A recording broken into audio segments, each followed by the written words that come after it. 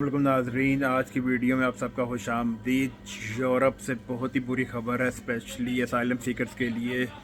यूरोपीय यूनियन ने asylum seekers वालों के लिए दरवाजे बंद कर दिए हैं। यूरोपीय यूनियन की जानिब से 7 ममालिक के गैर मुल्कों के लिए यूरोप के दरवाजे बिल्कुल बंद कर दिए गए हैं कि बाकी शाही ममालिक के गैर मुल्कों के लिए भी फ्रांस, इटली, जर्मनी में असाइलम क्लेम करना और वहाँ रिहाइश पजीर होना बहुत ही मुश्किल हो जाएगा।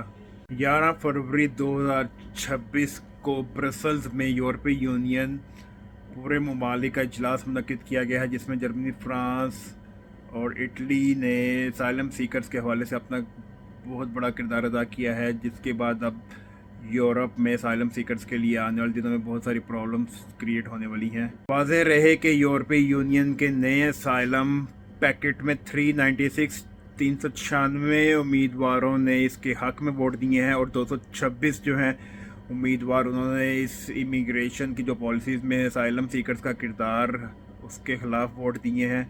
यूरोपीय यूनियन के नए इमिग्रेशन असाइलम पैकेट के तहत ये फ़ैसला किया गया है कि जो लोग जिस मुल्क में जिन्होंने पहले से असाइलम अप्लाई किया है और जिनका अभी तक फैसला नहीं हुआ, या जो नए लोग आकर यूरोप में रिहाइश पजीर होना चाहते हैं असाइलम की बेस पर, उनको अब तीसरे मुल्क शिफ्ट किया जा सकता है।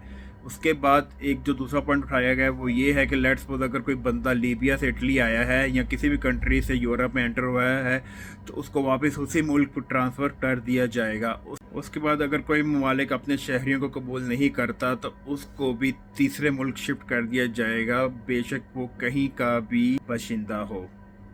लेट्स सपोज अगर एक बंदा पाकिस्तान से आया है, यूनान, ठीक है, और यूनान ने उसको एक्सेप्ट नहीं किया और पाकिस्तान भी एक्सेप्ट नहीं करता, तो उसको भी किसी नई कंट्री शिफ्ट करने की इजाज़त दे दी गई है।